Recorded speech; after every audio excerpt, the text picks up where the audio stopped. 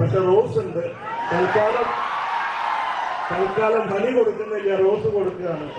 ക്യാമറകൾ ചുറ്റിനും കൂടി നിർത്തി ഒരു അറ്റ്മോസ്ഫിയർ ക്രിയേറ്റ് ചെയ്യാതിരിക്കണം എനിക്കൊരു അപേക്ഷ. മലയാളികളിൽ ഏറെ ആരാധകരുള്ള ഒരു താരമാണ് ഹണി റോസ്. ഓരോ ഉദ്ഘാടന വേളയിലും താരത്തിൻ്റെ ഫോട്ടോസുകളും വീഡിയോസുകളും വൈറലാകാറുണ്ട്. അതുകൊണ്ട് തന്നെ ഹണി റോസിനെ ഒത്തിരി ഇഷ്ടപ്പെടുന്നു മലയാളികൾ. ഉദ്ഘാടനങ്ങൾക്കൊക്കെ ഹണി പങ്കെടുക്കുന്നത് കൊണ്ട് തന്നെ ഹണി പല സൈബർ ആക്രമണങ്ങൾക്കും ഇരയാകാറുണ്ട്. എന്നാൽ ഇപ്പോൾ ഇതാ തനിക്കെതിരെയുള്ള അധിക്ഷേപ പരാമർശം നടത്തിയ ബേബി ചെമ്മണ്ണൂരിനെതിരെ ഹണി റോസ് നിയമപരമായി നടപടിയുമായി മുന്നോട്ടു പോകുമെന്ന് നടി ഹണി റോസ് സോഷ്യൽ മീഡിയയിൽ പറയുകയുണ്ടായി. സൈബർ ബുള്ളിങ്ങും ബോഡി ഷേമിങ്ങും കുറേയായി താൻ അനുഭവിച്ചിട്ടുണ്ട് എന്നും അതുപോലെ ഫോട്ടോസും വീഡിയോസും എടുക്കുന്നത് വളരെ വൾഗറായിട്ടാണെന്നും അതുപോലെ തന്നെ വീഡിയോസ് എടുക്കുന്നതും അത്രക്കും വൾഗറായിട്ടാണ് തൻ്റെ ഫോട്ടോകളും വീഡിയോസുകളും പ്രചരിപ്പിക്കുന്നത് എന്നും ഹണി റോസ് പറഞ്ഞു. കുറേ നാളായി ഞാൻ ഈ ബുദ്ധിമുട്ട് അനുഭവിക്കുന്നുണ്ട്. അതും 1-2 വർഷമല്ല. എനിക്ക് തോന്നുന്നു കോവിഡ് കഴിഞ്ഞതിന് ശേഷമുള്ള കാലഘട്ടം മുഴുവൻ സൈബർ ബുള്ളിങ്ങിന് ഇരയായിക്കൊണ്ടിരിക്കുന്ന ആളാണ് ഞാൻ. അത് പലപ്പോഴും ഞാൻ അനുഭവിച്ചിട്ടുണ്ട്. സോഷ്യൽ മീഡിയ കമൻറ്റുകളിൽ നിന്ന്, യൂട്യൂബേഴ്സിൽ നിന്നുമാണ്. ഇത് ഇനിയും തുടരുമെന്നതുകൊണ്ടാണ് നിയമപരമായി കടന്നു വന്നത്. ഒട്ടേറെ വ്യക്തികൾ വിളിച്ച് സൂക്ഷിക്കണമെന്ന് പറഞ്ഞിട്ടുണ്ട്. അപായപ്പെടുത്താൻ വരെ സാധ്യതയുണ്ട് എന്നൊക്കെ പറഞ്ഞു. അതെല്ലാം നേരിടാൻ ഉറച്ചാണ് ഇറങ്ങിയത് എന്നൊക്കെയാണ് ഹണി പറഞ്ഞത്. സമയം പിന്തുണച്ച നിരവധി പേരാണ് എന്നെ വിളിച്ചത്. പരാതി കൊടുത്തതിന് ശേഷം മുഖ്യമന്ത്രിയെ വിളിച്ച് സംസാരിച്ചു. എല്ലാ പിന്തുണയും വാഗ്ദാനം ചെയ്തിട്ടുണ്ട്. അധിക്ഷേപം നടത്തിയ യൂട്യൂബ് ചാനലുകൾക്കെതിരെയും നിയമപരമായ നടപടി എടുക്കും. വേണ്ടത്ര തെളിവുകൾ ശേഖരിക്കുന്നുണ്ട്. എനിക്ക് കംഫർട്ടാണെന്ന് തോന്നുന്ന വസ്ത്രമാണ് ഞാൻ ധരിക്കുന്നത്. ഞാൻ എടുക്കുന്ന ഫോട്ടോവും വീഡിയോവും അങ്ങനെ വൾഗറായിട്ടൊന്നും എനിക്ക് തോന്നിയിട്ടില്ല. ഓരോ ചടങ്ങിനും ആയിരക്കണക്കിന് ആളുകൾ വരാറുണ്ട്. അവരുടെ കയ്യിലെല്ലാം ഫോണുണ്ട്. അവർ അതിലെടുക്കുന്ന ഫോട്ടോകൾ ഓരോ ആംഗിളിലായിരിക്കും എടുക്കുന്നത്. അതൊന്നും എനിക്ക് ഒന്നും ചെയ്യാനാവില്ല. എന്നെപ്പോലുള്ള സ്ത്രീകൾ വളരെ രീതിയിൽ ആക്രമണം തന്നെയാണ് നേരിടുന്നത് ഇപ്പോൾ.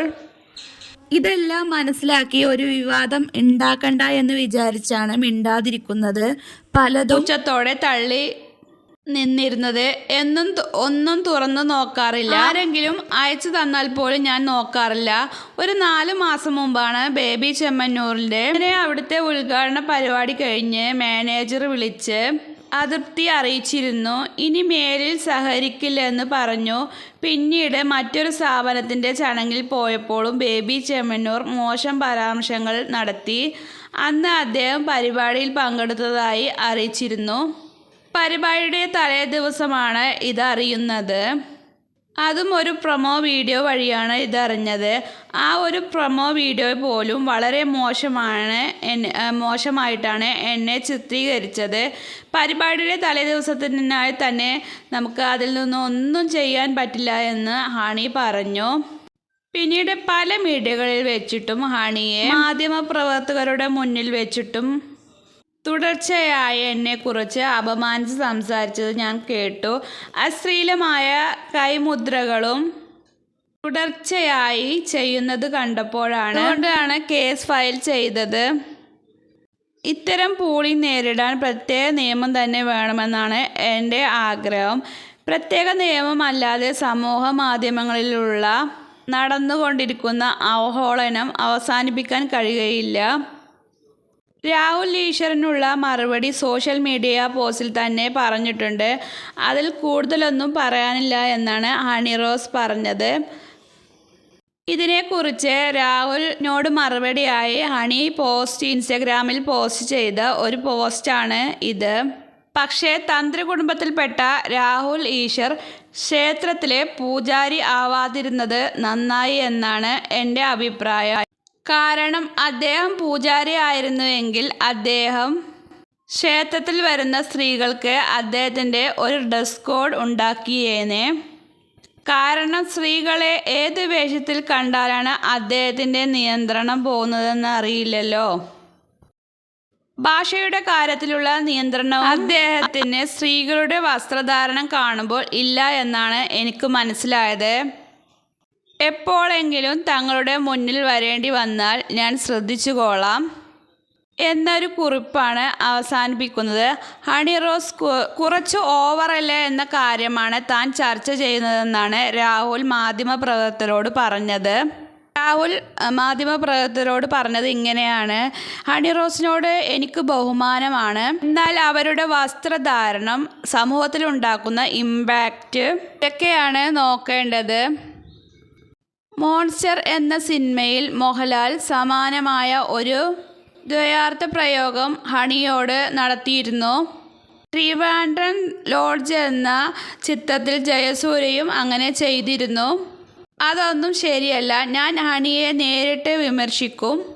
അങ്ങനെ ചെയ്യാൻ പാടില്ല.